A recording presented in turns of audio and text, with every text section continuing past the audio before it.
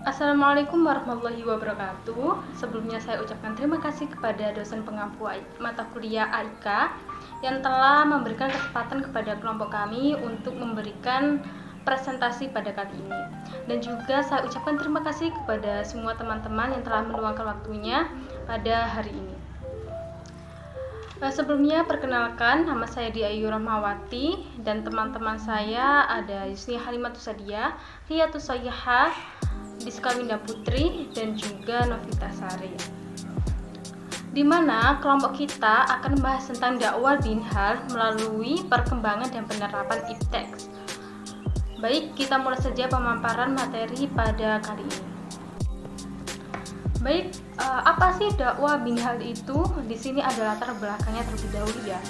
Dakwah Islam adalah suatu istilah yang difahami sebagai aktivitas penyampaian pesan ilahi kepada umat manusia, karena dalam dakwah Islam terjadi sebuah proses penyampaian ajaran agama, baik yang bersifat larangan maupun yang bersifat perintah dan anjuran dari Sang Pencipta.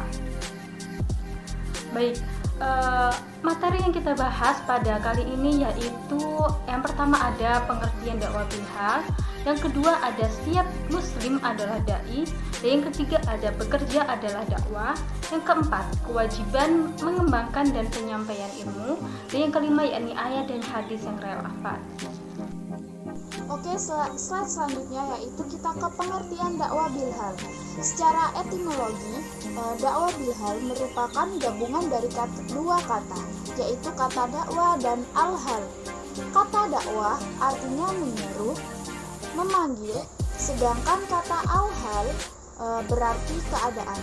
Jika dua kata tadi dihubungkan, maka dakwah bilhal mengandung arti memanggil, menyeru dengan menggunakan keadaan atau menyeru mengajak dengan perbuatan yang nyata. Kemudian sedangkan secara terminologis, dakwah mengandung pengertian mendorong manusia agar berbuat kebajikan dan menuntut pada petunjuk, menyeru mereka ke perbuatan kebajikan dan melarang mereka dari perbuatan munkar agar mereka mendapatkan kebahagiaan dunia akhirat. Jadi dapat disimpulkan, dakwah bilhal adalah memanggil, menyeru manusia ke jalan Allah Subhanahu wa Ta'ala untuk kebahagiaan manusia di dunia dan akhirat dengan menggunakan keadaan manusia yang didakwai, atau memanggil ke jalan Allah untuk kebahagiaan manusia dunia dan akhirat dengan perbuatan yang nyata yang sesuai dengan keadaan manusia.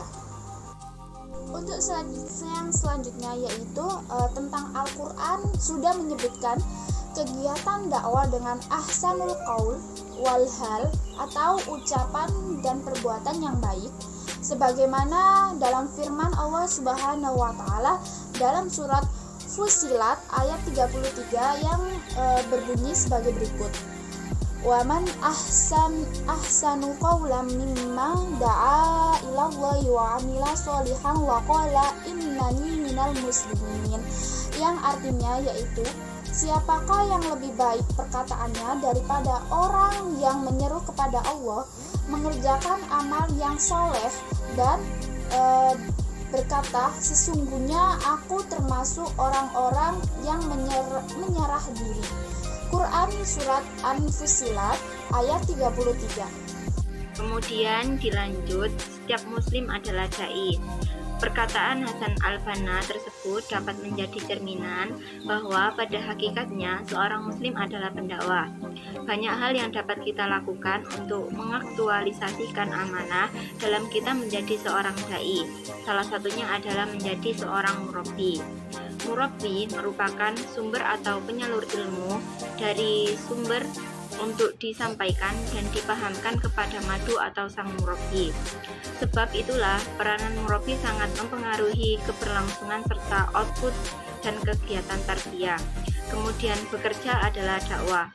Di dalam dunia pekerjaan, seorang muslim adalah bertanggung jawab untuk berdakwah. Tidak kiralah apa kategori pekerjaannya. Kita perlu dakwah di tempat kerja.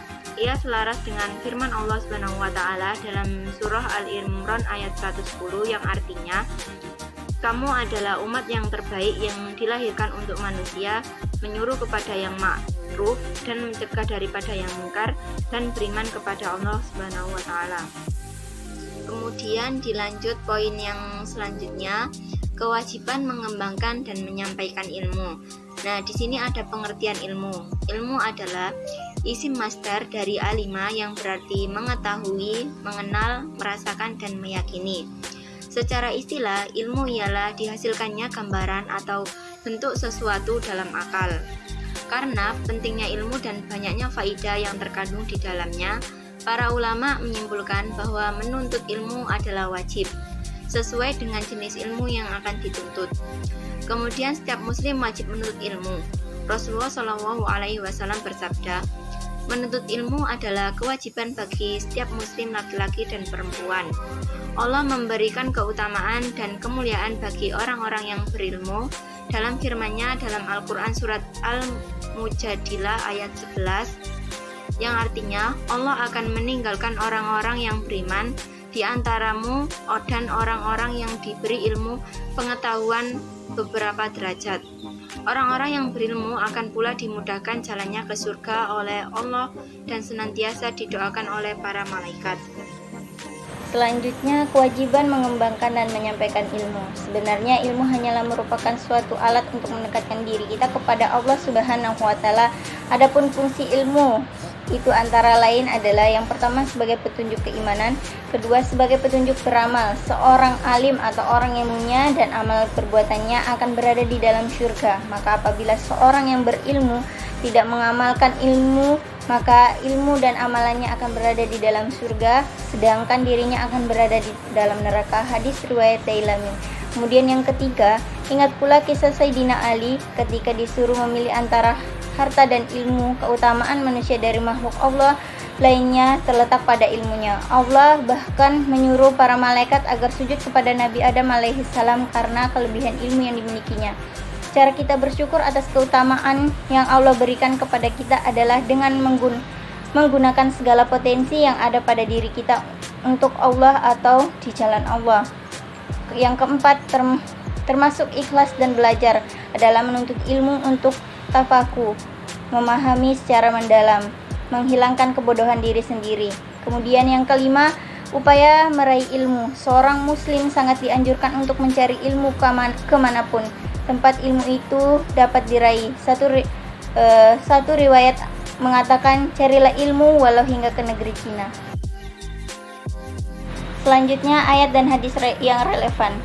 Perintah menurut beliau, Nabi SAW bersabda, barang siapa yang menempuh jalan yang padanya ia menuntut ilmu, maka menempuhkan jalannya ke surga. Hadis riwayat Muslim dari Abu Hurairah. Kemudian beliau Nabi SAW bersabda, menuntut ilmu itu fardu atas setiap muslim. Hadis riwayat Abu Naim dari hadis Ali.